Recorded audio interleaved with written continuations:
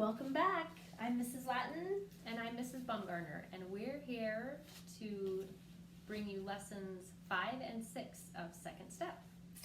Okay, do we want to introduce it or just go right to this? Let's go right to it. All right, we want to show you some pictures. So I'm going to first show Mrs. Bumgarner the picture, and I'm going to ask her what she sees. What do you see in this picture? I see like a goblet or a fancy candle holder, something like that. That is exactly what I see. Okay. I see the big goblet, fancy candle holder, but there's something else that neither of us saw first. What do you guys see? We don't want to tell you right away, so what do you see? Okay, the other thing that you and I did not see first are two faces looking at each other.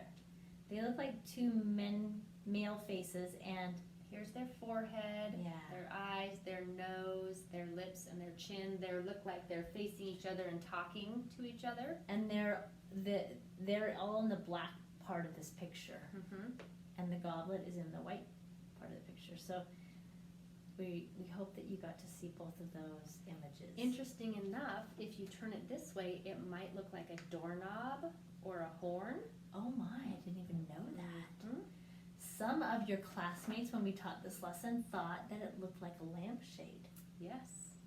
So lots of interesting little. Or a dog. Or a dog. Oh yeah. I Somebody saw a cat. So lots of Very images. interesting. Very interesting and different ways to see that picture. Okay, let's look at this one. What do you see? Oh wait, don't tell, just look. Okay. Okay. Okay, Mrs. Bumgarner, what do you see? I see a rabbit. I see a duck.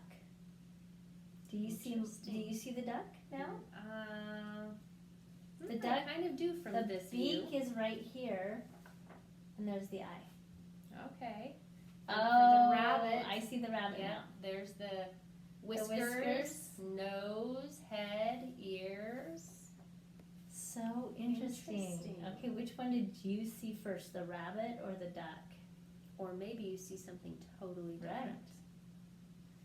These might be really fun to do with your family at dinner time. You can Google some of these images. What did we Google? We Googled black and white images, perspective images. Oh yeah, perspective, black and white perspective images. So if you want to Google that, you can print off some of your own pictures. Or something about tricking your mind. Black and Oh. white images that trick your mind. That's what we wrote. That's what we typed. Yeah. Black and white images that trick your mind. So type that in and see what it comes up with for you. This one's my favorite. This is your favorite. Okay, you ready? Mm-hmm. Okay, wait, let's see. What do you see, Mrs. Bumgarner? I see an old woman. Nope, not me. I do not see an old woman. I see a beautiful young woman. What? That's an old woman. No, she has black hair. Right here? No, right here. This is her hair. Oh yeah. This is her forehead and her nose and That's her the chin. old woman's black hair. What? And she has a big, huge nose. Oh my gosh, I see the big nose. And this right here that's her mouth and her long chin. And she has like a big A mink like fur coat. Fur coat. At And least a scarf. At least we both agree on that. We both see this coat, Mm-hmm. but that's not a scarf. Oh, I see it for the old woman. For the young woman, it's like a big hair piece, or maybe it is her hair a different color, or it's like a hair piece, like a feather in her hair, and then it comes around. Do you see it now? Ooh. Okay, now I can kind of see it. This right here, which is the eyeball on the old woman, is that the ear? That's her ear, and her eyelash is up here. Okay, and that's her jawline. Yes. And her necklace, like a choker necklace. Yes. Wow, I The see mouth it. of the old woman is like a necklace on the young woman. Interesting. Is there anything else you see in that picture? I've had somebody say before that this looks like a mouse eating something. Oh, I don't know. Oh my It's kinda gosh. creepy. I don't like mice, so we'll move on from that. Okay, our last picture we want to show you. Are you ready? Mm-hmm. Okay, Mrs. Bumgarner, whoops, let's do it back here. What do you see?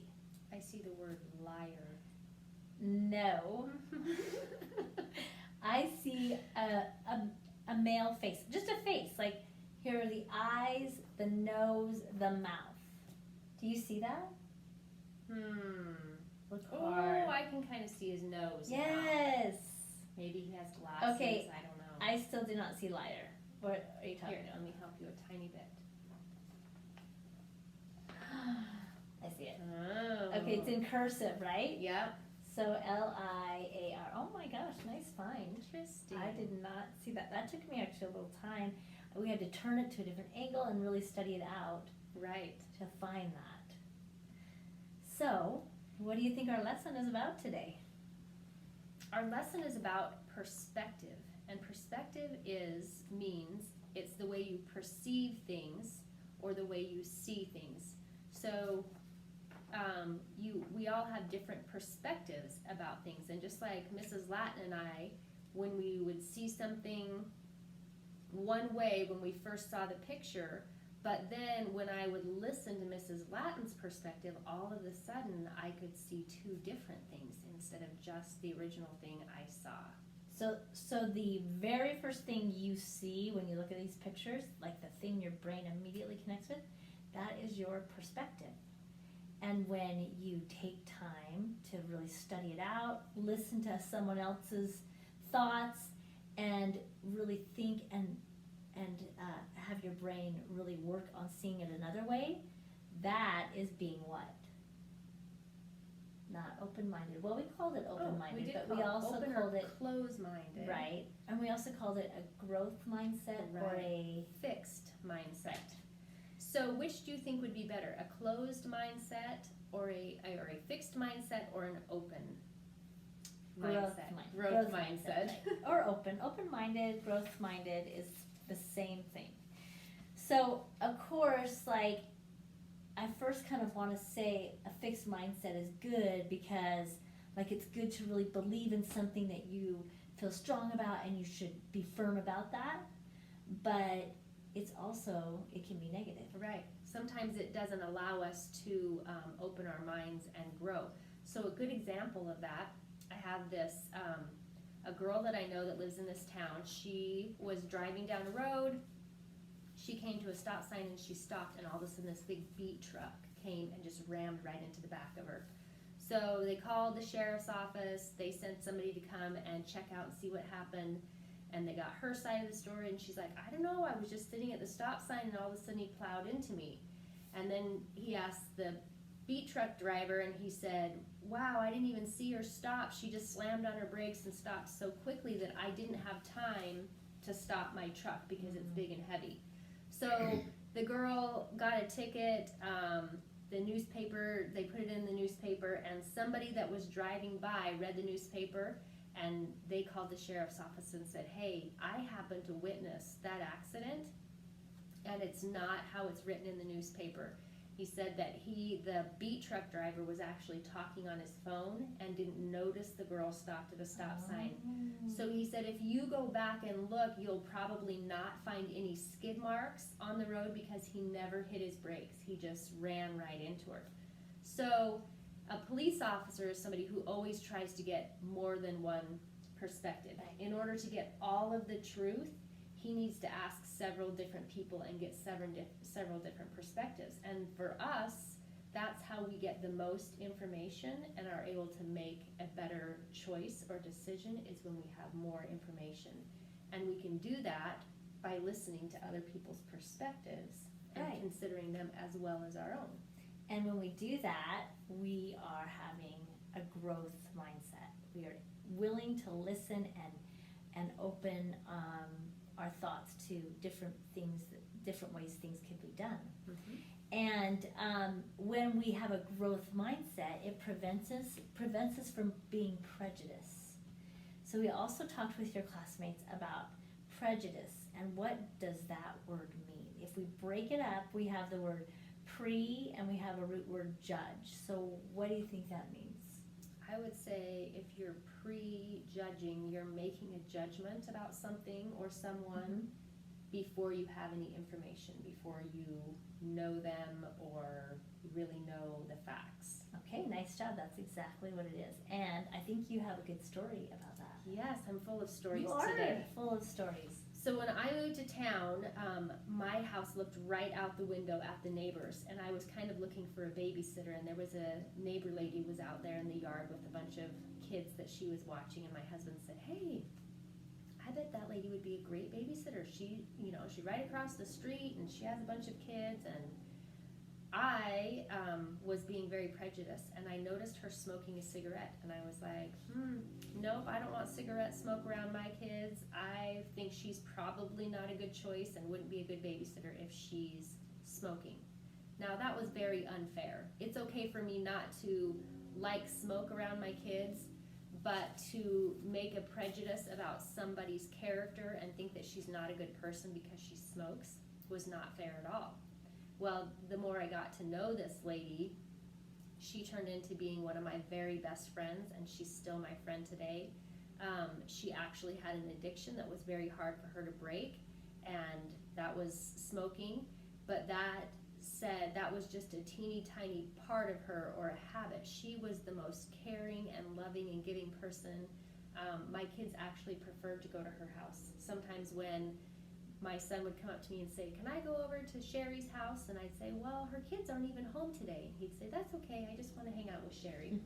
So sometimes if we have prejudices, we miss out on really good friendships and really good things that might happen in our lives if we don't give it a chance. That's right. And we miss out on being able to help someone through something hard, like your friendship probably helped Sherry. Mm-hmm. So that's really good too. How do we overcome being prejudiced? It's really tricky, but part of it is being a good listener, because what you really have to practice is asking questions and finding things you have in common. Mm-hmm. So you can ask questions about, what are your favorite things to do?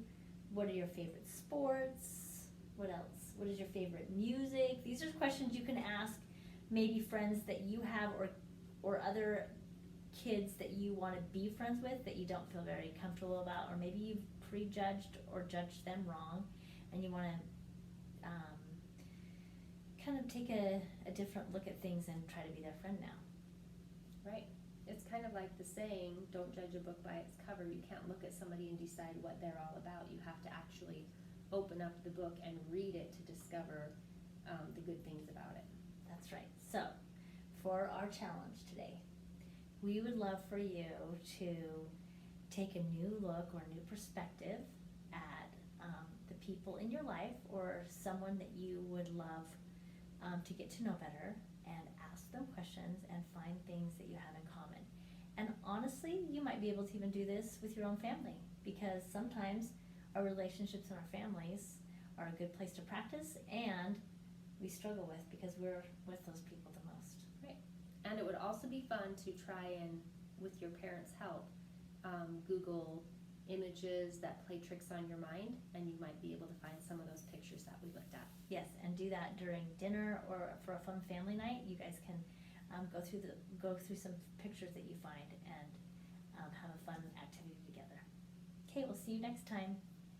Bye.